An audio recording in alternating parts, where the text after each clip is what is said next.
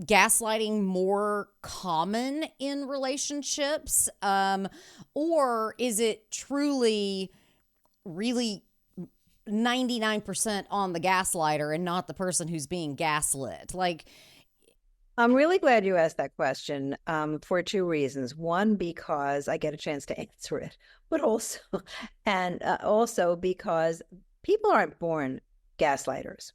It is okay, I like not it. it's not a personality type. It doesn't have a diagnosis like, for example, narcissism. It's not like that. It's a learned behavior, and it's learned through socialization. And so if a gaslighter happens into it accidentally and all of a sudden, wow, I don't feel anxious anymore. I'm in control of this moment. Like I don't have to answer that question. They can deflect reality. They can lie outright and it works. Then they becomes part of their repertoire, their strategy repertoire, right? Or if they've seen it in their home, or if they've seen it on television or on YouTube, or if they've experienced the gaslighting themselves, then they have it to use as a strategy. It is a strategy. It's a behavior. Mm-hmm. And accommodating, while there may be a pull towards it, if you want that joining feeling, you want to be loved, you don't want to be rejected, you want to be, you want to belong. You have insecurity about attachments. There's also the behavior of giving yourself up in that moment. There's the behavior of continuing the conversation, of not opting out of the power struggle, because at any moment you can just say, you know what? I don't need to fight about what I know to be true. Mm-hmm. And I'm not saying that's easy.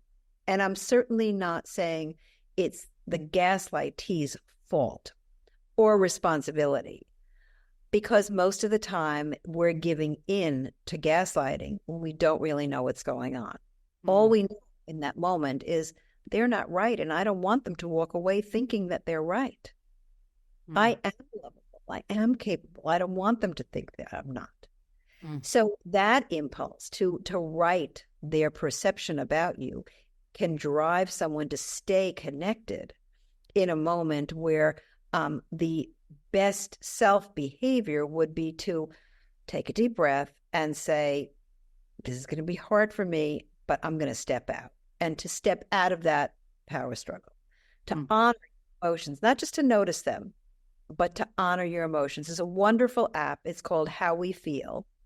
It has a little heart icon. I've had the privilege at Yale of working on that app with two colleagues, Mark Brackett and Zorana Pringle, and we've worked with a team of technology and visionaries, technology experts and visionaries at How We Feel. Built this app where you can use it daily, multiple times a day, to learn about different feelings, to check in on your feelings. And in order to notice yourself and to free yourself of gaslighting, knowing what you feel and honoring it is really important. Finding your support system, really key. It's often someone else who will help you to look at your situation and say, what are you talking about? He told you to do that. That's crazy. What do you mean he couldn't be reached and he told you that there's something wrong with you? It's crazy.